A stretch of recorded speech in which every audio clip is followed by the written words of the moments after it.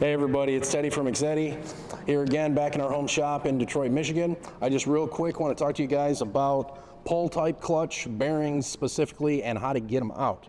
So if you got an STI or an Evo, you're very familiar with this type of design bearing with the protruding edge and the little ring that's on the clutch cover. So when you snap it in place, it locks in and you pull it and pull and pull it, it doesn't come out. So it's real easy with the EXEDY bearings, EXEDY clutch covers. You're going to get it out of the vehicle just like this with the bearing attached. You're going to put it flat on your bench.